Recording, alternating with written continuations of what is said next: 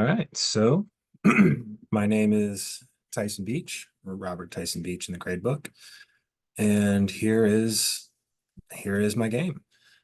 First, just kind of show. It's a pretty simple, just little shooter guy. There's a couple things you can do. Just let it load up. Essentially, kind of what I wanted to do originally was I wanted to kind of come up with something kind of more like Aim Labs. So I think that's a pretty cool feature. But developing things like interactables and tracers, bullet holes, movement, looking around, that took up more time than I had expected. But I still think the finished product is still pretty cool. So this is the just the basic little world, right? We can move around, WASD, we can jump, let me bring this over here. We can shoot, we have muzzle flash, we have our little reload animations. All right. And even these fun little bottles break, which is cool. You can shoot all the pieces of them as well. Oh, sensitivity is very high. Um, So here's where some fun stuff gets in.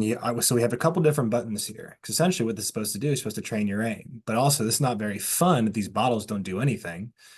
So, well, first we have this button here we can interact with that'll reset our whole scene, right? Now we also have these buttons that control whether these bottles get to move or not. So if I say this bottle gets to move now all of a sudden now the guy gets to move. And now this guy gets to move. And then now this guy gets to move. And they all move incredibly fast. And shooting them is quite hard. So I'm not going to waste a whole lot of time trying to do that. But just the goal usually is kind of find one of the points it moves in the animation, kind of where it likes to change directions. Whenever you're doing the animations for them, you have, let's say, a minute, right? You go from, all right, so I'm going to be at this point at this spot. I'm going to be at this point at this frame, this point at this frame. You just pick a frame where it's starting to change, and then just kind of aim there and wait. And then to reset everything, or you can also just tell them to stop moving too, right? Interact, interact, and interact. Right? So development of this game first went, or let's go out of here. Development of this game first went with, okay, let's first create our player, right? So we created our player, just this fun little cylinder, stuck the camera in there, raised it off the ground, created a little I guess a little just invisible spear underneath our person that detect if we're close to the ground, which is actually allows for us to jump, also allows for us to incorporate gravity and keep us from falling through the floor. Um, then from there, we go and then work on, player look, right? So we can do this. We can go back into the game and kind of I can't re-show it right now, but so now we can kind of see as we're looking around, the gun's kind of moving. At first, something that was kind of funny is this entire cylinder would kind of clock forward and backwards with my movement. I then later realized that I could fix that by kind of I guess, by separating things. So whereas before, we can look over here at our player, right? So our player, we have our body that goes in there, our main camera goes in there. Um, so for a little bit, our main camera was outside of the player, but then I was like, oh, well, then I'll put the main camera in here, and then I also did changed up the scripts some. So in the script, it was targeting essentially like the player as a whole instead of just the camera. So once I fixed that part of the script, now the whole cylinder doesn't flip around everywhere. It just moves little by little. Now that also means, right? So the next thing we did was like, okay, let's import something, like let's get something in there. So we added at first it was just a generic weapon. So instead of this being a whole weapon right here, it was just a block, right? So we had the block, and then we start to develop a bullet. So I have a prefab for a bullet in here, but that's not necessarily code. It's not the most interesting. We then have a bullet script. The bullet script essentially says, okay, we have a generation point, that being essentially like the tip of whatever weapon that we're using. I do have a template for a fully automatic weapon as well. But that was kind of just more for fun stuffs, which is this guy right here. Um, so it says, okay, so we have our exit point. We have this ray that's extending further out, or our ray cast, which is just extending far out. So then we can also keep track of kind of like what we're hitting, right? So if I go and I hit one of these bottles, we would end up seeing down here that says, okay, I hit a bottle. If I had another month to develop this game, I would have been able to do probably some cooler stuff with that. Meaning, like, okay, we have different shatter physics, or different like types of like bullet holes depending on if we hit a concrete wall or a wood wall or a bottle or a block or something else like that. So that is where that would come into play. It also takes into account lifetime of the bullet, like how long will it just kind of stay out there? Because let's say if we're playing this game for a while, I shoot off enough rounds, at a certain point, I could have thousands and thousands of just aimless bullets sitting in there, and then that could mess up performance. So they're all set to have a lifetime of about 2 or 3 seconds before they close off. It also has the bullet set to to to essentially just stop moving if they hit specific targets, or bounce if they've hit other targets, or continue to go if they've hit other targets. For example, if I just shoot this wall, it'll go into stop. But if I hit the bottle, we might the bullet's going to just go through the bottle. So in theory, if I had all of these lined up, I could take them all out with one shot. Which I think is pretty cool. I will say, so most of that stuff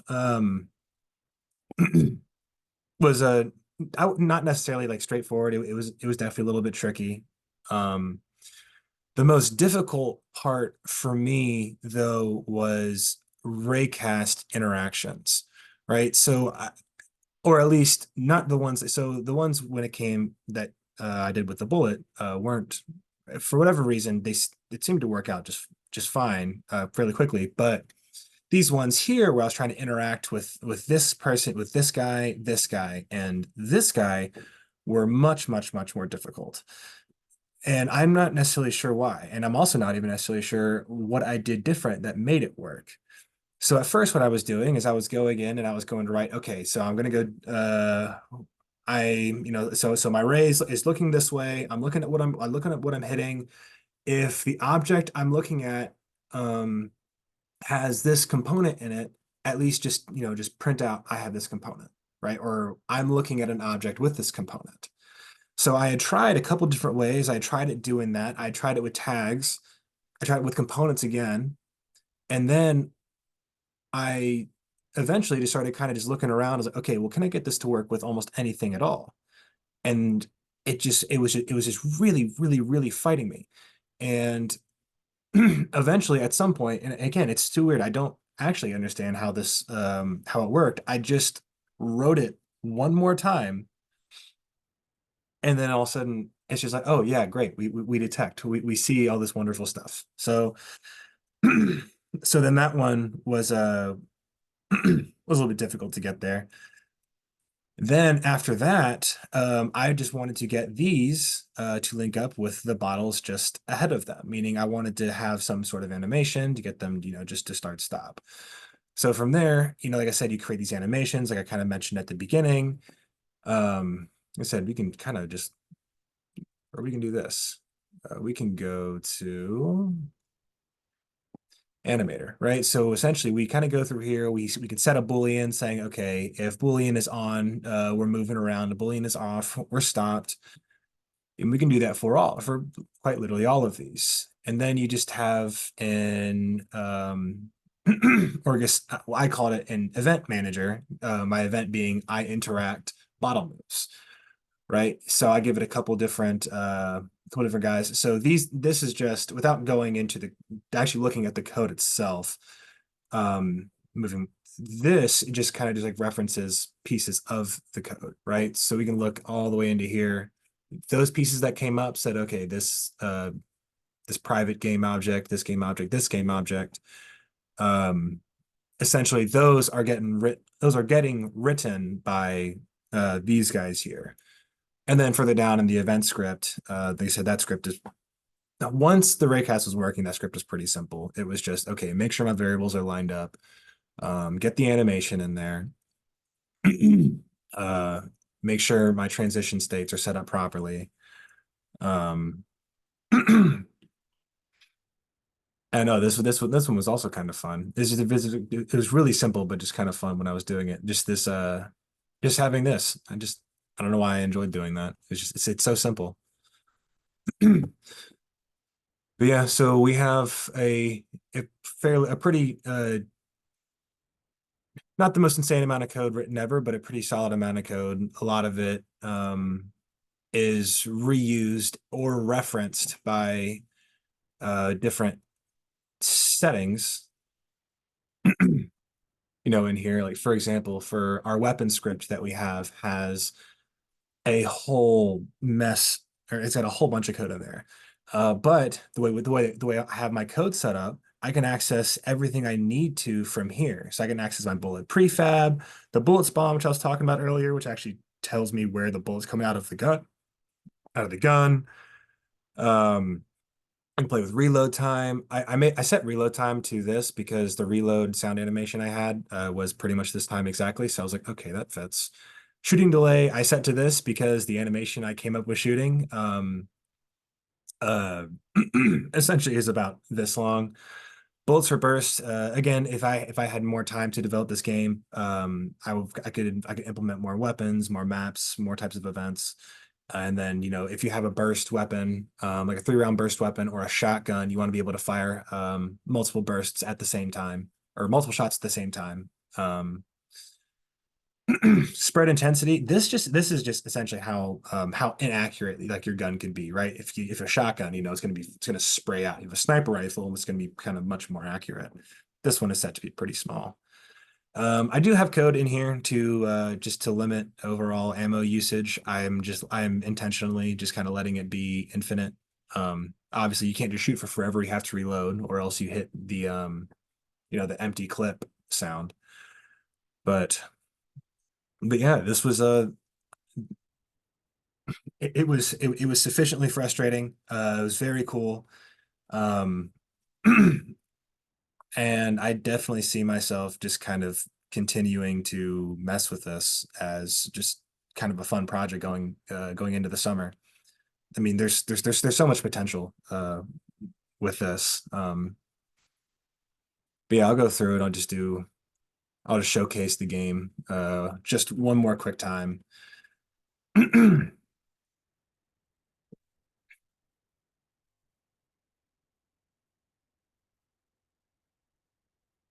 Here we go. Yeah, right. So we look around. My sensitivity is unbelievably high. Um, just a little bit much. But yeah, actually this, right? First, you also have to be close enough to actually be able to interact. Then we can get these moving, all these guys moving. Not even gonna try to hit that one right now. It's moving too fast. Right? Oh, that one's tough. I got that one. That's right. We'll reset one more time, just bring everything back to normal. Oh, the last thing I will say, I thought resetting the scene was going to be the toughest thing that I was going to have to implement, and it turns out it wasn't. It was just 2 lines. Like that was kind of, well, an if statement, but one line within the if statement, and then one saying using Unity Engine, I think it's a scene manager, and it was just that, and then just one line that pretty much just said reset scene, and then that was it. And yeah, it let me do all this fun stuff. So that's just a general overview of development and kind of what I found interesting, what I struggled with, and what I would want to do with this moving forward. Anyways, thank you for watching. I hope you have a great summer. Thank you for the semester.